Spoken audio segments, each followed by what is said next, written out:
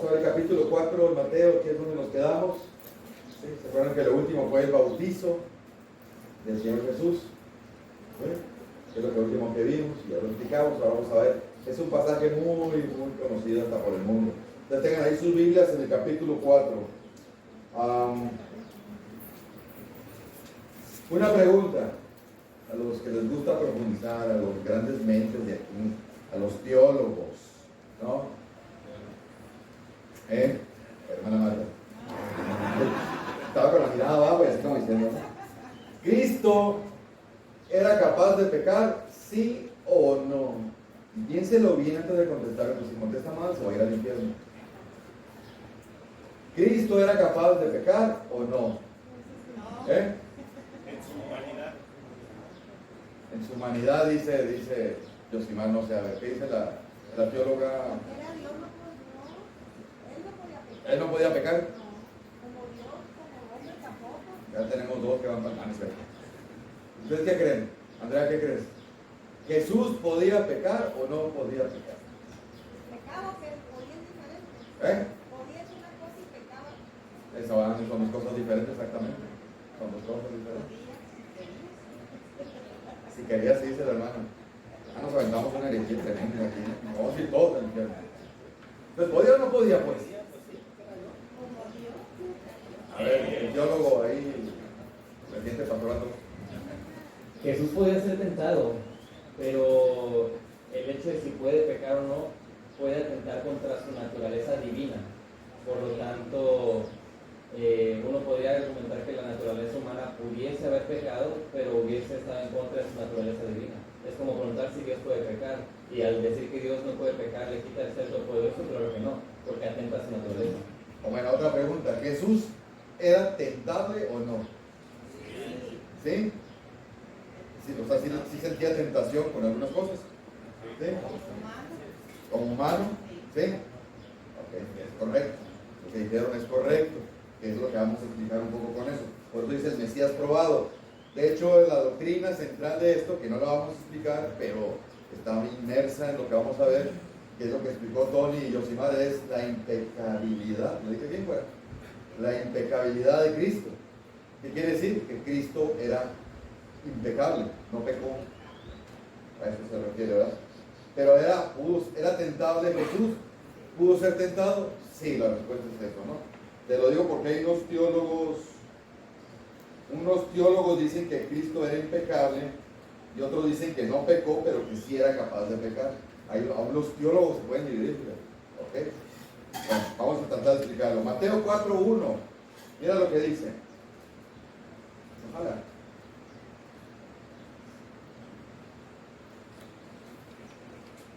¿Sí está conectado, doctor?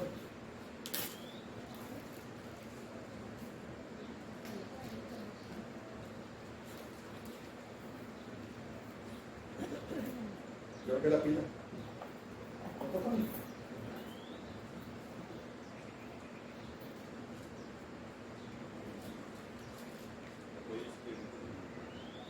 Sí, porque no creo que la pila, no se la lucecita roja. O no sé si no está conectado. Bueno, nomás dele a uno adelante, Juan. Bueno, eso es lo que vamos a ver, la prueba 1, 2 y 3. Y en el otro estudio, que es un estudio sobre la tentación para entender un poco más, dele a la página 3. A ver. Espérame.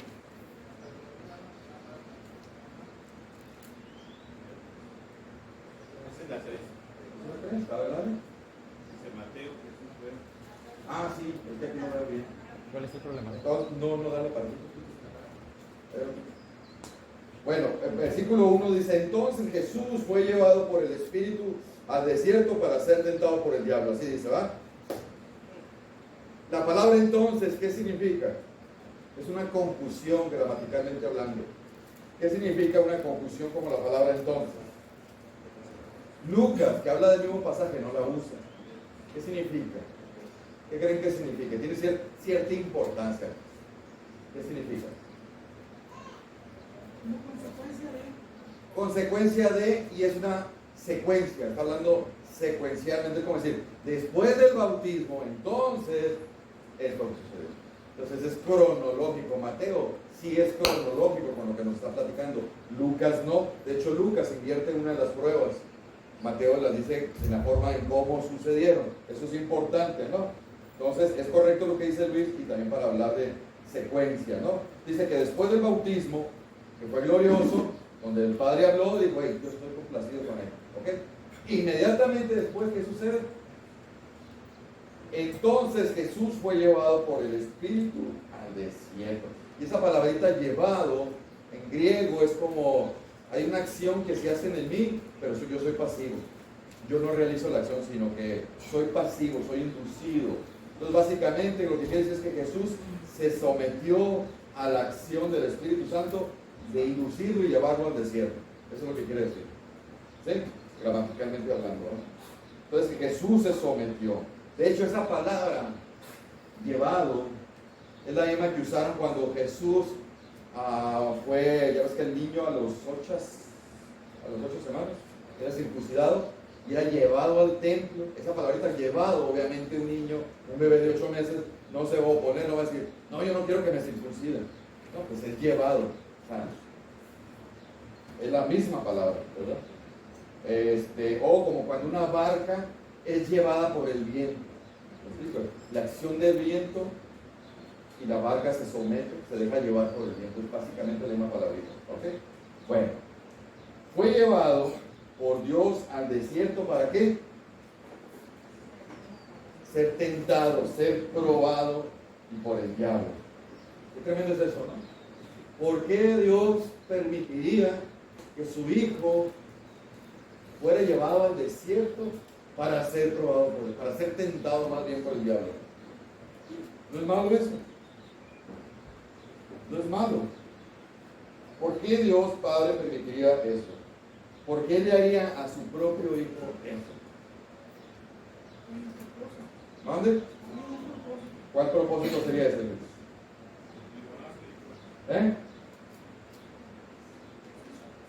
¿Para qué lo llevaría?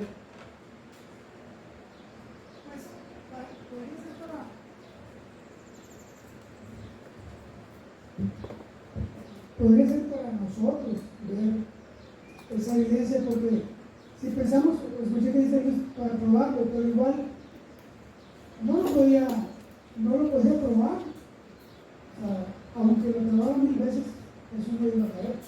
Sin embargo, él se dejó llevar para que nosotros podamos ver que podría ser tentado él y podemos ser tentados nosotros.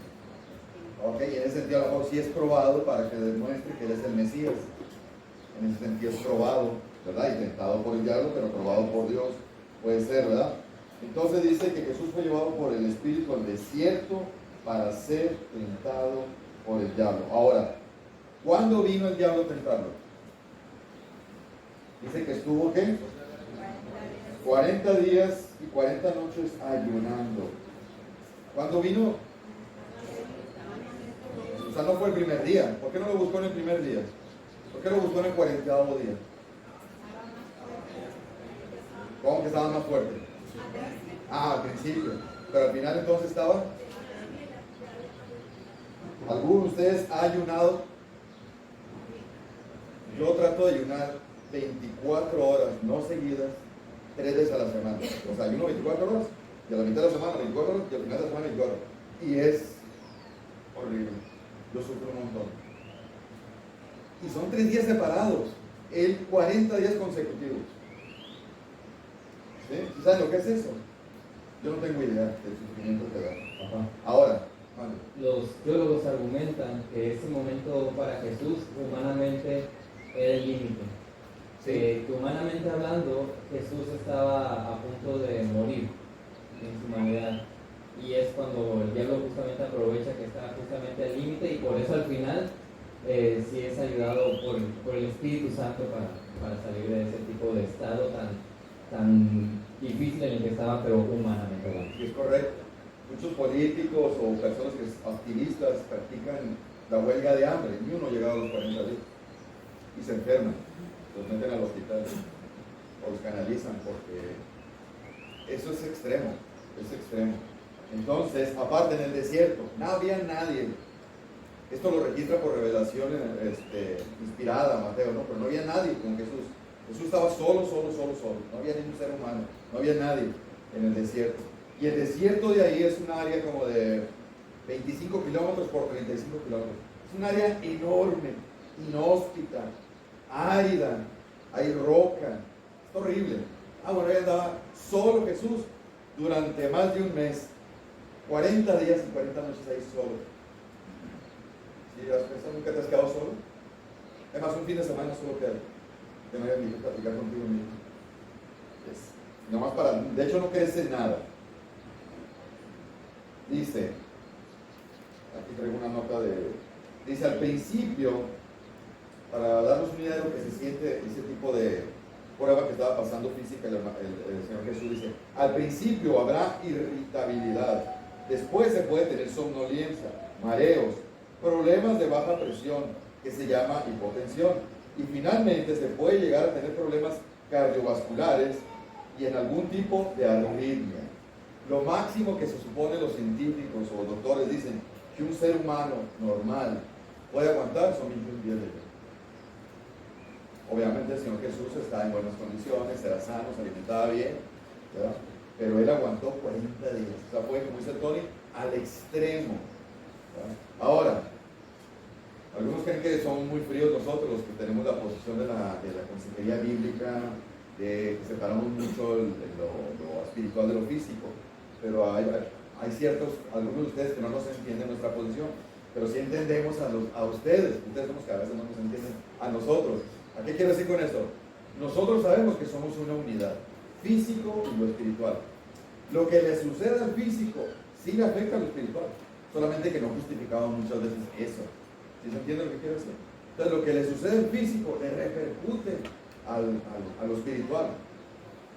Yo cuando tengo mucha hambre me pongo impaciente, me pongo un poquito irritable. ¿Por qué? Porque lo físico afecta a lo espiritual. Sí. Ahora, que pequemos ya es otro rollo. No se justifica más. Sí. Incluso el físico nos hace vulnerables a caer en ciertos pecados espirituales. Tenemos el ejemplo de las mujeres que sufren de un periodo cada mes donde sus hormonas están inestables y eso los hace más vulnerables al pecado, pero no justifica el pecado. Exactamente. Los hace más vulnerables o más sensibles, pero no justifica su irritabilidad, su impaciencia o cualquier otra cosa, ¿no? Y viceversa. Lo espiritual afecta a lo físico, ¿no? Alguien que está preocupado muy fuerte por un problema grave, posiblemente se le suelte el estómago, no pueda dormir, se le quite el hambre, no sé, tiene colitis nerviosa, puede pasar cualquier cosa. Es decir, lo que le pasa al cuerpo afecta el alma y lo que le pasa al alma afecta al cuerpo. Quiere decir que el diablo sabía, ¿sabes? Que está en una posición física extrema este amigo. Y espiritualmente está al borde. Pues aquí no le voy a aparecer. Estoy bien planeado. ¿Cómo supo que estaba ahí? El diablo no es omnipresente, pero es un ser supremamente inteligente que está al pendiente de mucho de lo que pasa.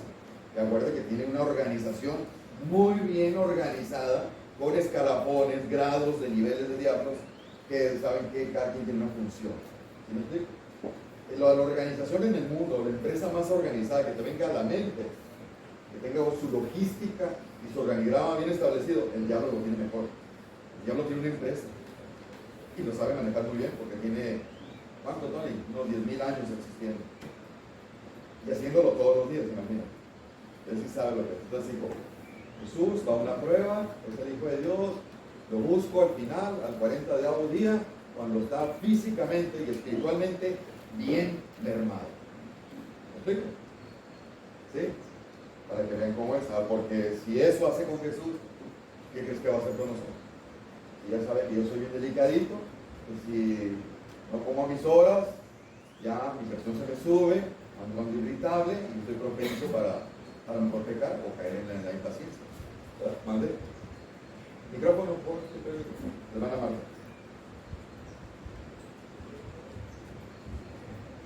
Sí. Entonces, eso,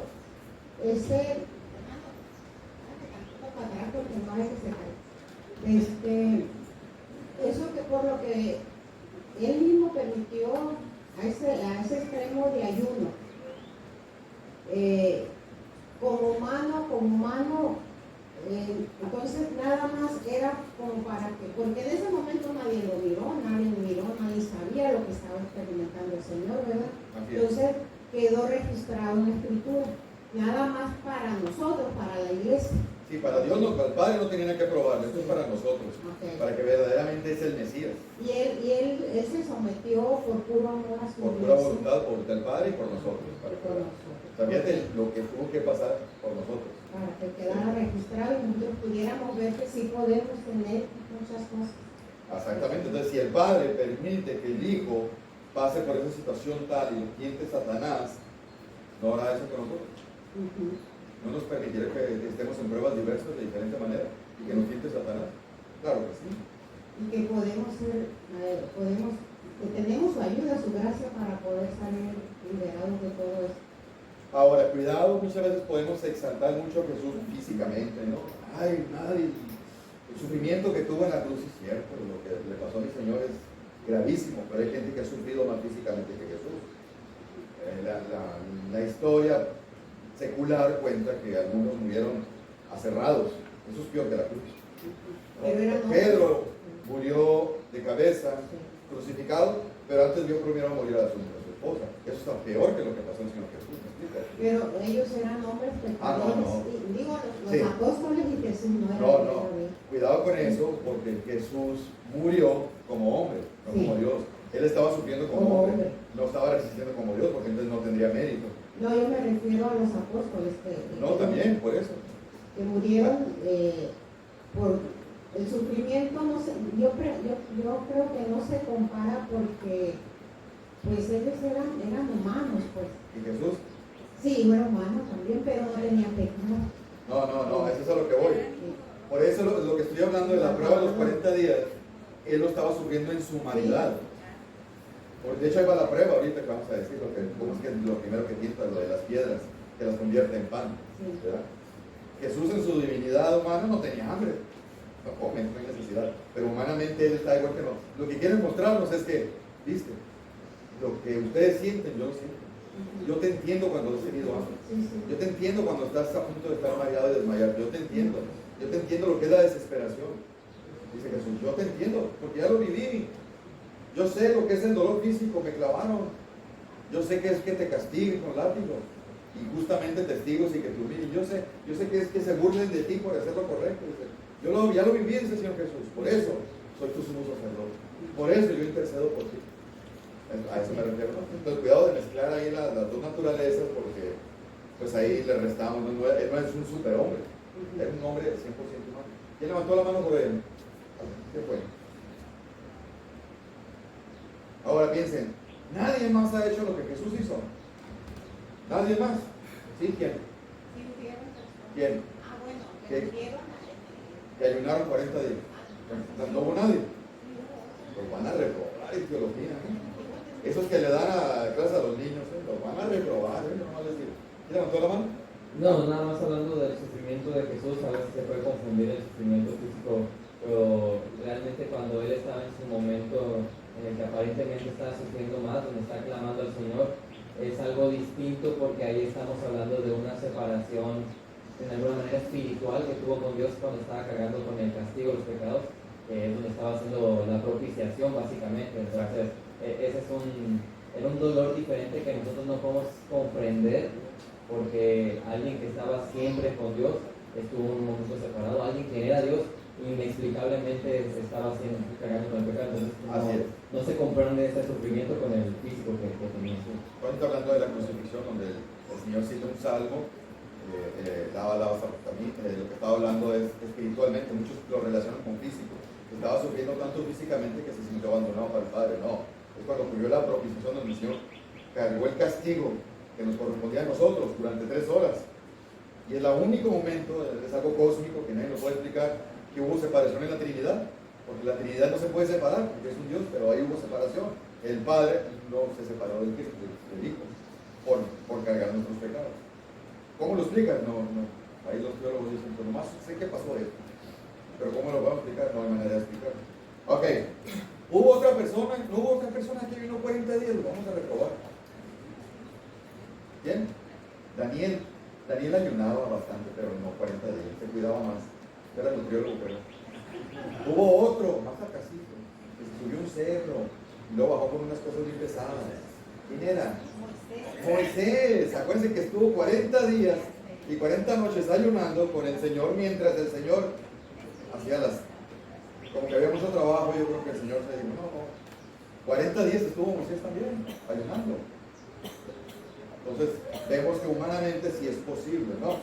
Ok, ahora ponte a pensar, 40 días sin Biblia, sin internet, sin amigos, no hay animales, no hay vegetación. ¿Qué haces? ¿Qué creen que hacía Jesús durante más de un mes solito? ¿Ustedes qué creen? Orando, Padre. Él sabía que iba a una prueba. Él sabía qué tuvo que hacer, se preparó. Estar en comunión constante con el Padre, estar ayunando, orando, preparándose espiritualmente, porque él sabía que iba a ser tentado. Y su humanidad sí podía ser tentado, entiéndelo. Sí era tentable el Señor. ¿Sí? Eso es lo que estaba haciendo él. Es más, Lucas dice, a diferencia de Mateo, mira lo que dice Lucas. Jesús, lleno del Espíritu Santo, volvió del Jordán y fue llevado por el Espíritu Santo al desierto por 40 días y era tentado por el diablo. Quiere decir que la mayor tentación vino al final, pero constantemente lo estaba tentando. No sabemos cómo. Pero era tentado durante el proceso de los 40 días. ¿Verdad? Fíjate lo que dice un teólogo. Bueno, me voy a brincar. Otro teólogo que traigo aquí. De su elevada y santa experiencia de bendición en el Jordán, está hablando de la experiencia que tuvo Jesús en el bautizo. Jesús fue llevado al desierto para ser probado. Jesús no fue tentado para que el Padre pudiera descubrir algo respecto al Hijo, porque ya había expresado su aprobación divina, ¿no? En el bautizo, cuando dijo eso, tengo mi hijo complacencia, ¿no? Jesús fue tentado para que toda criatura en el cielo, en la tierra y debajo de la tierra supiera que Jesucristo es el Mesías. Así como el primer Adán enfrentó a Satanás, el postrer Adán también lo hizo frente al enemigo. ¿Sí? Adán en el cuerpo. Adán encontró a Satanás en un hermoso huerto, pero Jesús lo hizo frente a un terrible desierto. Adán tenía todo lo que necesitaba, pero Jesús tenía hambre después de haber ayunado 40 días. Adán perdió la batalla y hundió a la humanidad en el pecado. Jesús ganó la batalla y derrotó a Satanás. La experiencia de tentación de nuestro Señor lo preparó para ser nuestro sumo sacerdote lleno de compasión. Y es importante observar que Jesús se enfrentó al enemigo como hombre, como humano, no como el Hijo de Dios. Entiéndase eso, ¿eh? ¿Estamos? Entonces, ¿cuál es la primera tentación? La autogratificación. ¿Qué significa esto? Lo puso el versículo. Dice, entonces el diablo, Jesús fue llevado por el Espíritu al desierto para ser tentado por el diablo, y después de haber ayunado 40 días y 40 noches tuvo hambre, y dice, y vino a él el tentador, que es el diablo, y le dijo, o sea, tiene una conversación, de una manera pacífica. ¿Cómo fue? No sabemos, visiblemente, en visión o espiritual, pero el caso es que Satanás platica con Jesús, qué tremendo, ¿no? Su enemigo número uno, y tiene una conversación diplomática, y le dijo, si eres hijo de Dios, la Valera no lo traduce bien, ahí suena como a duda. Si eres el hijo de Dios, no está dudando ahí. Es como una afirmación, es al revés. Es como decía, ya que tú eres el hijo de Dios, di a estas piedras que se conviertan en pan. ¿Qué está haciendo ahí? ¿Qué está haciendo el diablo ahí? Para empezar, toma la iniciativa para tentarlo. Ya que tú eres el hijo de Dios y estás pasando por una terrible situación y por supuesto tienes mucha hambre y como eres divino y tienes mucho poder, úsalo. Es lo que le está diciendo Satanás. Si eres el Hijo del Altísimo, haz que estas piedras se hagan pan. Sacia tu hambre. Te lo mereces. Haz un milagro. ¿Cuál es el problema? ¿Sí o no? ¿Por qué tu Padre que te ama te hace pasar por esto? Y eso sí, todo eso le está dando a entender el diablo. Todo eso le está dando a entender. Entonces, ¿era lícito que Jesús convirtiera las piedras en pan? Entiende que está en el límite, en el umbral máximo. Podía pasar un percance físico. ¿Era lícito que Jesús convirtiera las piedras en pan? ¿Sí o no? ¿Qué tiene de malo que las convirtiera? ¿Cuál es el problema? Yo tengo hambre, voy a la Hong Kong, a la Michoacán, a California. ¿Está mal? ¿Es pecado eso? No era la voluntad del Padre. María, ¿usted qué piensa? Él fue enviado a una prueba por el Padre. Él tenía que confiar en la voluntad del Padre. Él tenía que confiar que el Padre proveería para él. Es todo. Él tenía que esperar, no resolver, como a veces podemos caer en eso. ¿Sí? Ahora, cuidado. Eso significa que yo, como soy pastor, a ver, me voy a ver bien espiritual. Alicia, prepárate. 40 días no me des comida, ni desayuno, ni cena. Voy a ayunar. Voy a hacer lo mismo que el Señor Jesús. 40 días. Quiere decir que, pero como yo a lo mejor físicamente estoy mucho más mermado que el Señor Jesús, que tenía 30 y tantos años ahí, a lo mejor en el día 30 me da un infarto y me muero. Yo voy a ir con el Señor, Señor, ¿qué pasó? ¿Que no era protección para mí? ¿Que no me ibas a proveer? ¿Está correcta la aplicación que hago? No es para que imitemos la prueba de Jesús, hay un principio ahí. No es para que yo haga lo mismo. Ahí me están narrando lo que Jesús hizo, no para que yo lo haga. Hay un principio ahí que está. La no autogratificación. ¿Qué le mandó la mano? Luis, ¿qué pasó? Luis 2. Al final de cuentas, la tentación de Jesús la tenía que vivir como hombre. Sí. Entonces, que en su divinidad convirtiera la piedra en pan, que solamente él lo podía hacer porque él era divino, pues.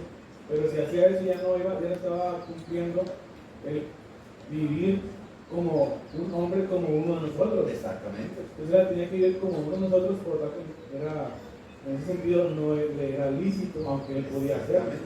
Exactamente.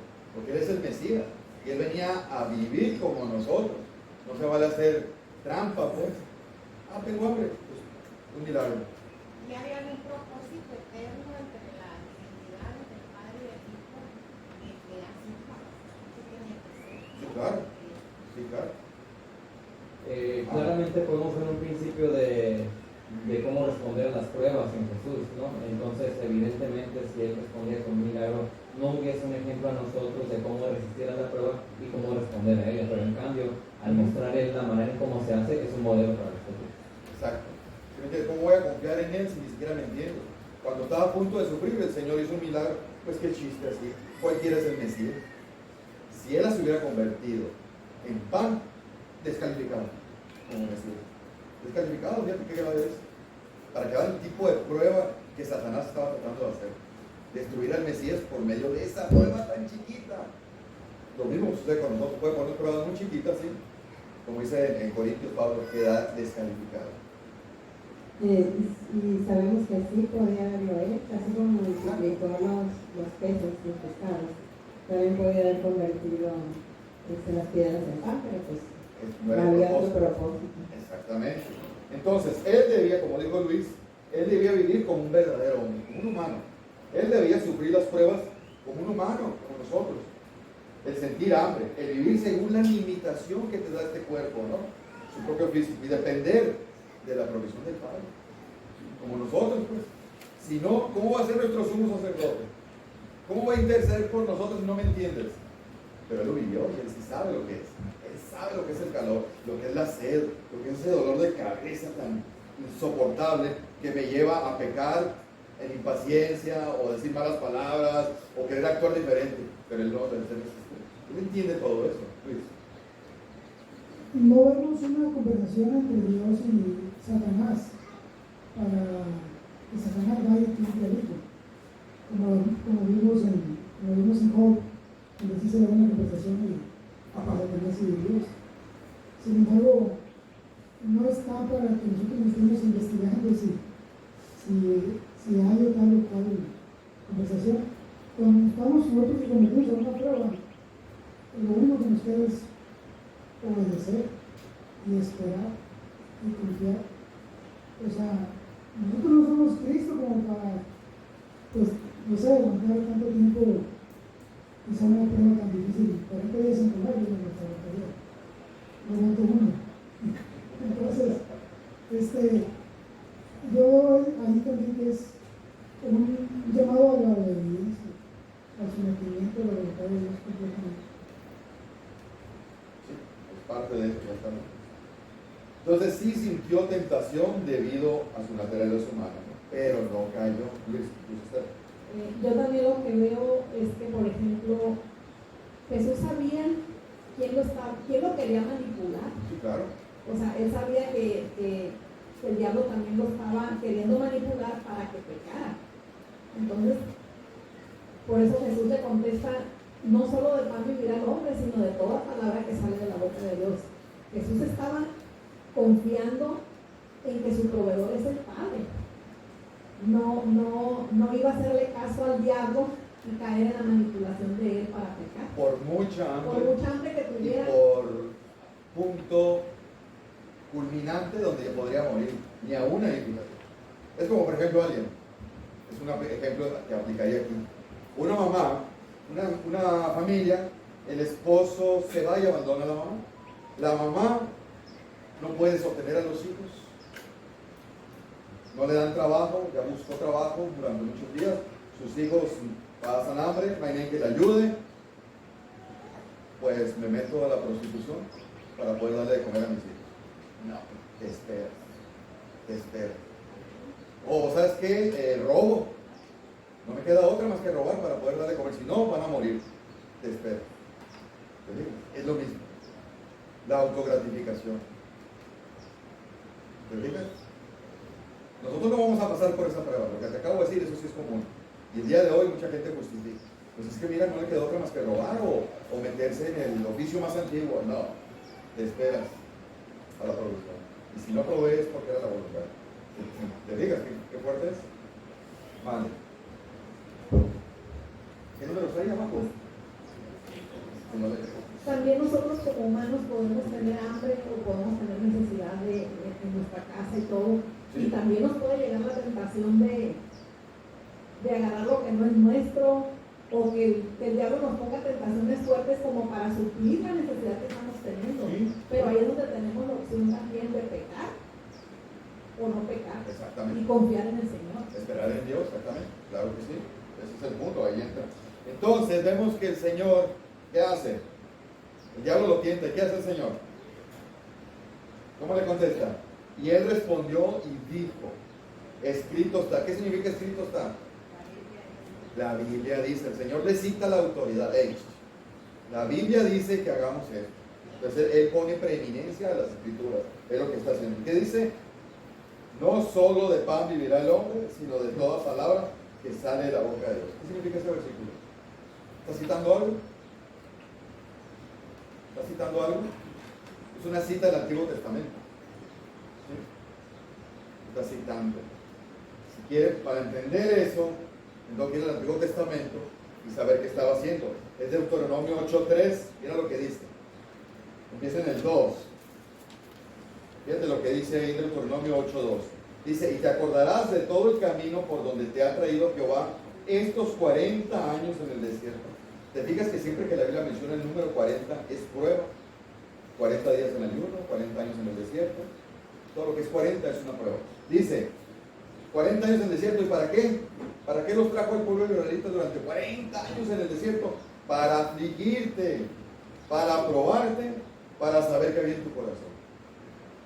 Si habías de guardar o no tus mandamientos. Y te afligió y te hizo tener hambre, te sustentó con maná, comida que no conocías tú ni tus padres la que habían conocido, para hacerte saber que no solo de pan vivirá el hombre, mas de todo lo que sale de la boca de Jehová vivirá el hombre.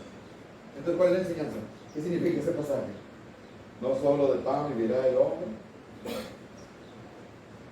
Es decir, ahí en Deuteronomio, Dios permitió que sufrieran y padecieran los israelitas para que saliera verdaderamente lo que había en su corazón. Y ustedes saben que salió. Se la llevaban quejándose, murmurando, casi mataban a Aarón y a Moisés, los pobrecitos. ¿Sí? Siempre se están quejando de Dios, constantemente, los 40 años. Por eso la primera generación quedó postrada en el desierto. Ellos no se salvaron. No se salvaron la primera generación. Es tremendo, ¿no? Aún después de ver todos los milagros, no se salvaron la primera generación. Eso es tremendo. Y eso nos pasa Bueno, nosotros sí somos creyentes, no me vayan a morar, no me vayan a tirado ahí en el desierto a mí. No, de la prueba que el Señor permite que pasemos para que nosotros veamos Sí, qué claro. hay dentro de Sí, ese es el punto de la prueba, que nosotros reconozcamos que sale y no lo encubramos o no lo disfracemos, ¿verdad? Porque a veces justificamos nuestro que sale, ¿no?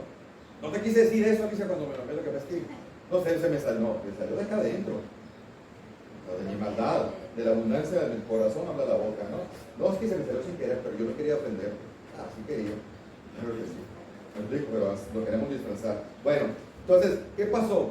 Ellos se quejaban de hambre, les trajo las codornices milagrosamente. Se seguían quejando, maná. ¿Qué era el maná?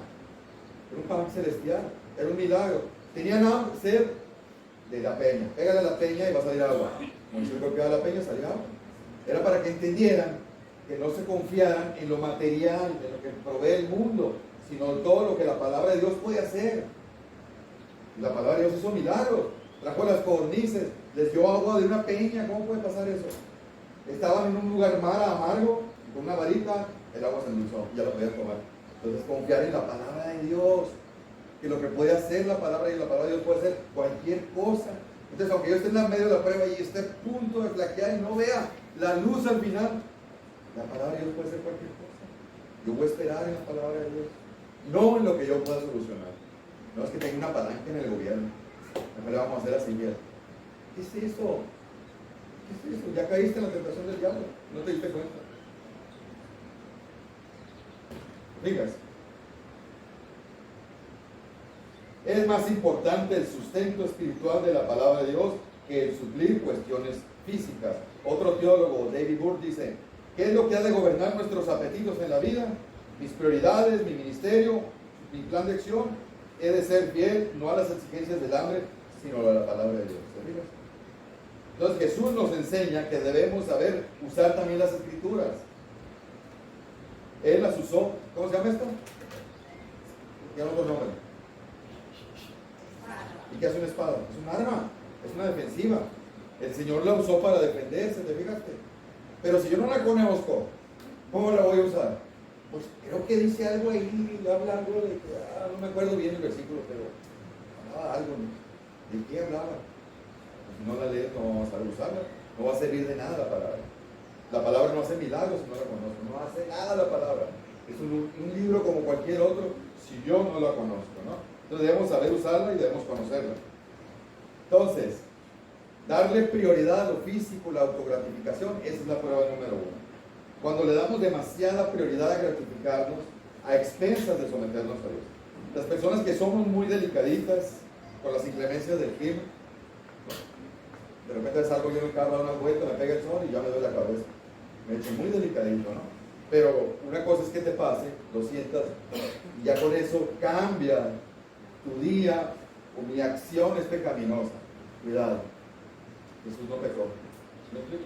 Seguro que se sentía terriblemente mal él. Las personas que son muy delicados bajo las condiciones laborales, es que me ven muy feo mi jefe, me dice las cosas muy feo, voy a renunciar. Pues no tienen necesidad. ¿Me explico?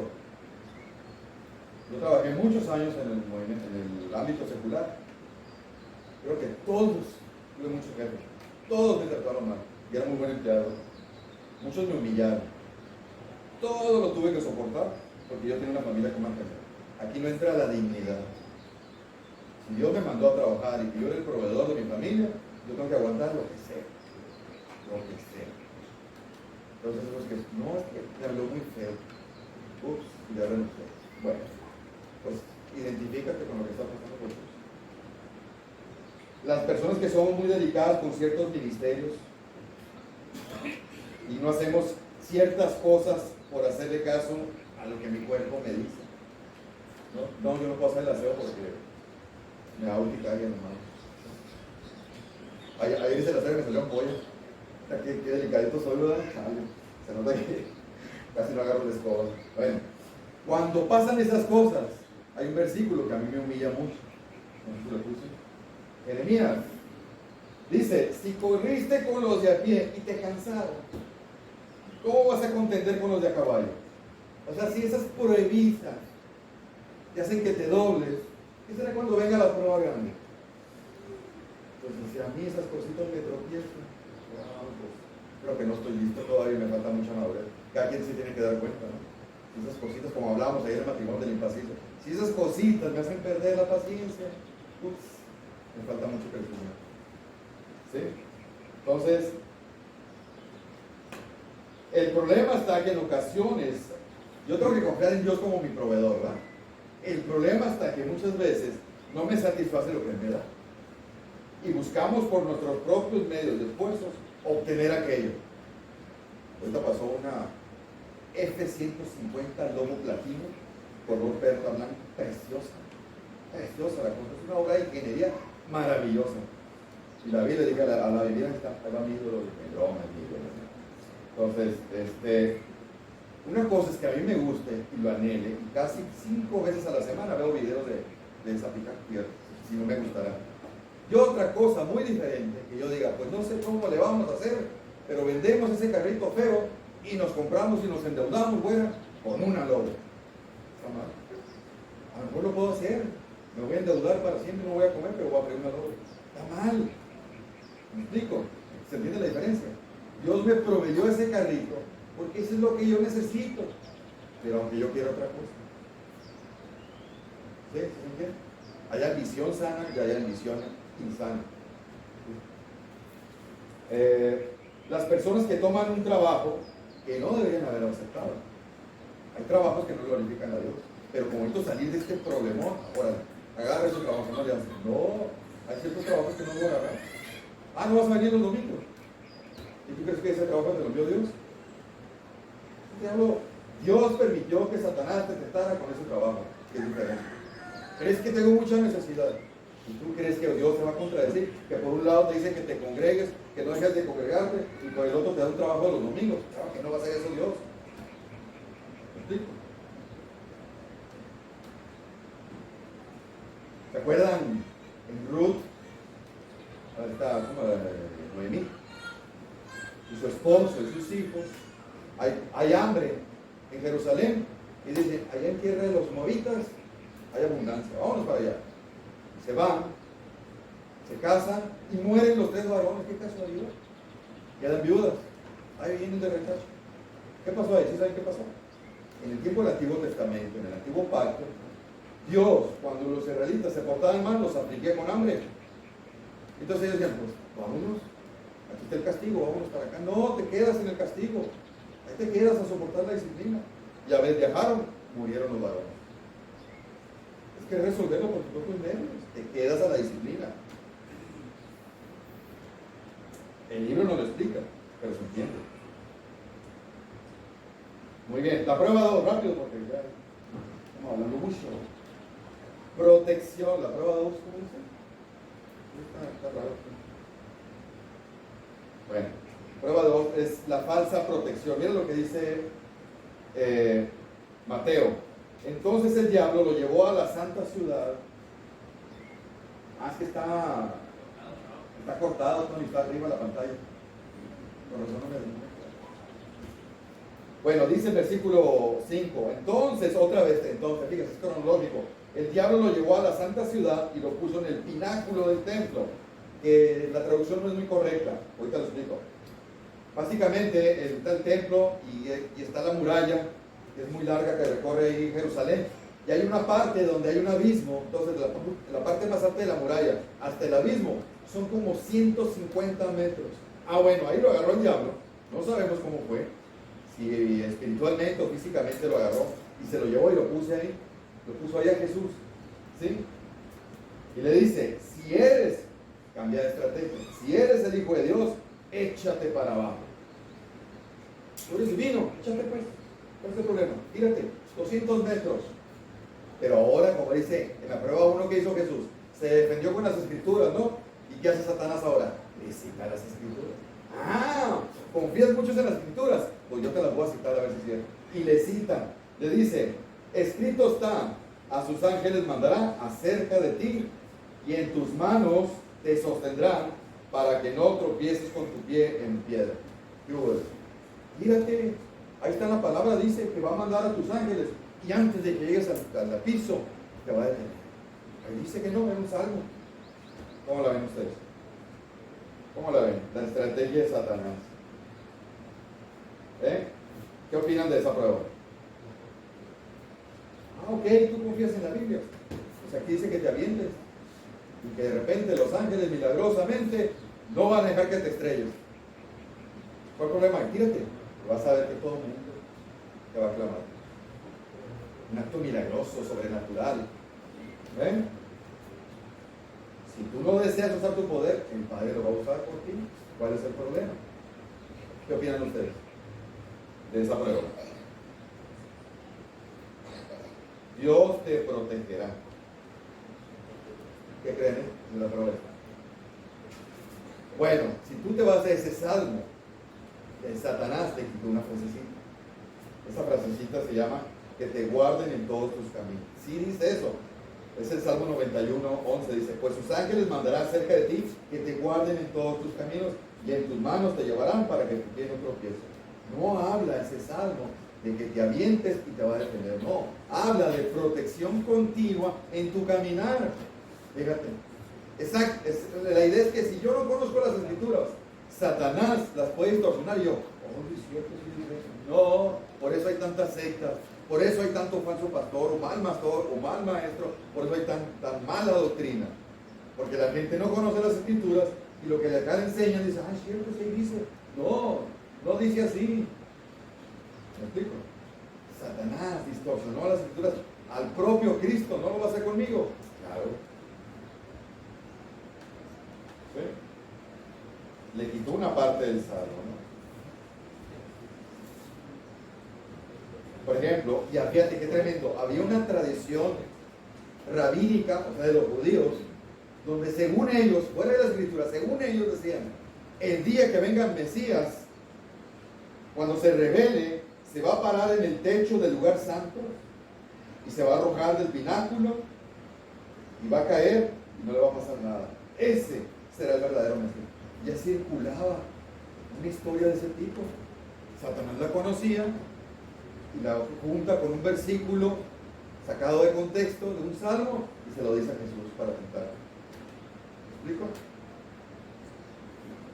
A muchas personas les gusta cuando estamos hablando de Dios, de la palabra, pero que en medio de la parte le estás enseñando la palabra, quieren que le digas cosas sensacionales, cosas extraordinarias. Es más, cuando tú platicas tu testimonio, que le digo, no, pues yo hice esto, hice lo otro, pero cuando me convertí a Cristo, le digo, todo eso lo dejé. Pero eso no les satisface a ellos. Quiere decir, ¿pero qué pasó? ¿Cómo fue que dejaste todo eso? ¿Qué sentiste? ¿Qué hizo Dios? Nada, me quitó el deseo. No fue el chiste. Ah, pero si le digo, no, es que en la noche soñé que vino alguien y me dijo, Antonio, deja de meterte cochinadas. Y al día siguiente yo me desperté y sentí en mi cuerpo. Esto quiere oír la gente. Sensacionalismo. Es lo mismo que le está pidiendo Satanás que haga Cristo. Algo sensacional. Y van a creer en Cristo. Vamos. De hecho, lo que podemos ver ahí es que el diablo está utilizando la misma palabra para tentar, lo que significa que muchas veces puede suceder que hermanos se acerquen a tal vez darnos un consejo con la Biblia, a comentarnos algo con la Biblia, y puede ser una tentación lo que ellos nos están diciendo. A veces yo puedo acudir a la Biblia y por mi mala aplicación, interpretación o percepción de ella, estar siendo una tentación para mi vida y no tener el resultado que debería tener. Entonces hay que ser bien cuidadosos de cómo se usa la Biblia, porque los falsos maestros usan la Biblia para engañar, tal como el diablo. Exacto. Y fíjate, los milagros no convierten a nadie. Los milagros no convierten. Como te platiqué, la primera generación de israelitas, los 40 años en el desierto, todos esos miles de personas murieron y se fueron al infierno. ¿Qué vieron? Vieron todo lo que hizo. Cuando el mar se abrió, con Moisés, ¿te acuerdas? Todo, las codornices, el agua de la peña, cuando la vara de Aarón reverdeció, todo eso. Nadie se convirtió.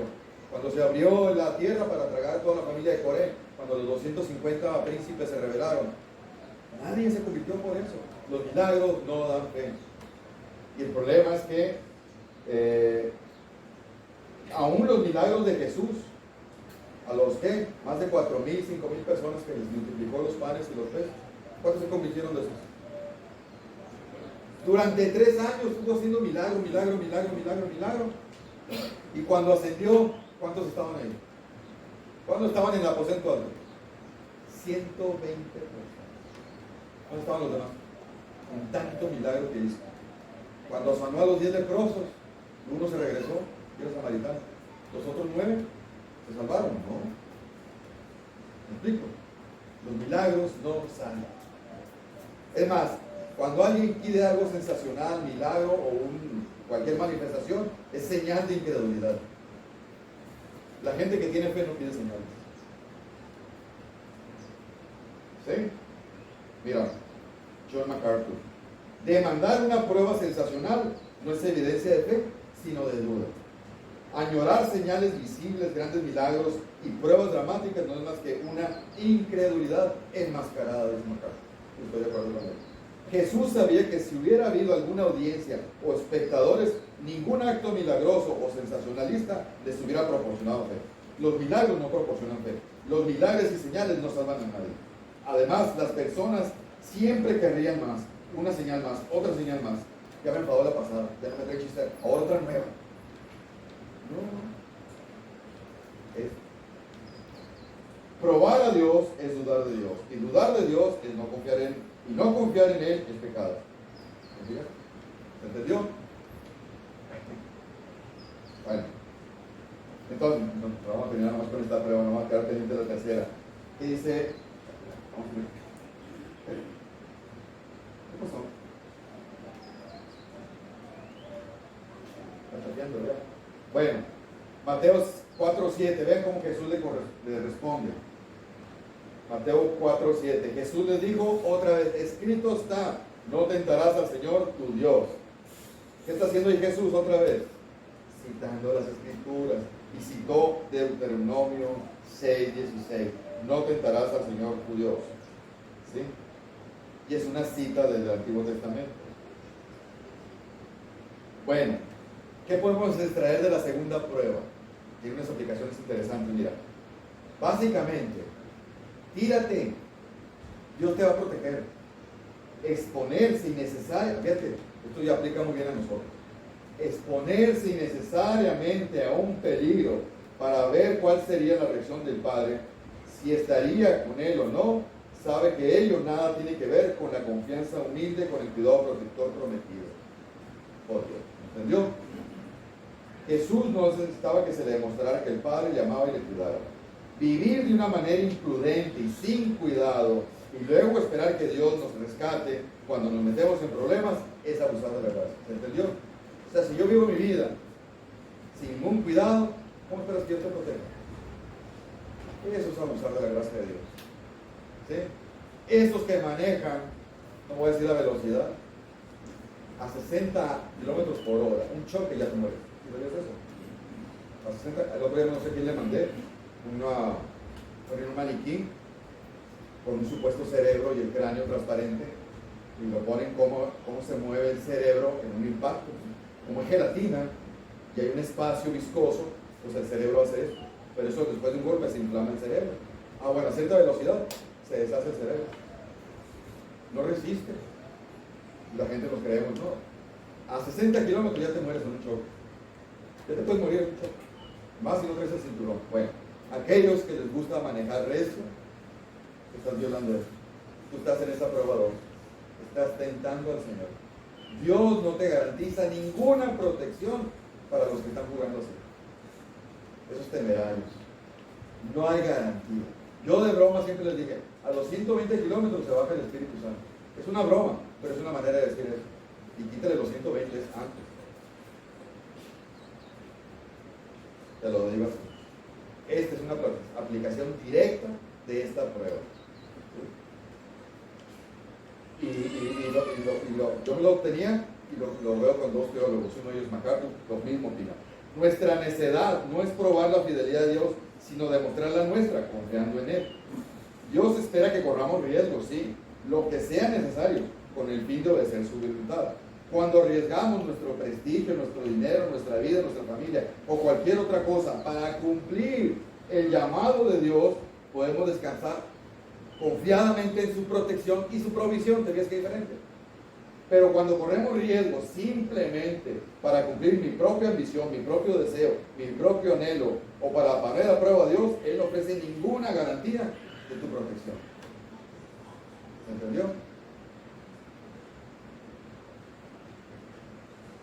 William Hendrickson, otro teólogo, dice: Dios condena y castiga la temeridad. El jugarse con la providencia, el arrojarse impetuosamente al peligro en forma injustificada, Dios no te garantiza protección. ¿Sí? Así que esos que nos creemos muy machitos, que creemos que sabemos manejar muy bien o hacer ciertas cosas, que yo aguanto esto, que yo aguanto lo otro, estás pisoteando la gracia de Dios. Estás tentando a Dios. ¿Sí?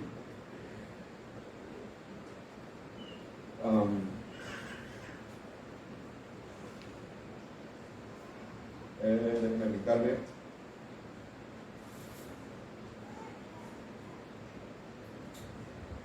Por ejemplo, una persona que busca fervientemente al Señor, fíjate, para que le otorgue bendición de la salud. Señor, guárdame la salud, te lo pido por favor. Sin embargo, no se cuida. No hay garantía de protección.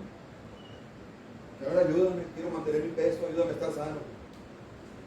Pero no me cuido en lo que como. No hay garantía de protección, para nada. Estoy pisoteando la gracia de Dios. ¿Sí? O aquel que le pide a Dios: salva mi alma, Señor, te ruego. Sin embargo, no usa los medios de gracia tales como el estudio de las Escrituras, asistencia a la iglesia, los sacramentos, de vivir una vida para beneficio de otros. No hay garantía.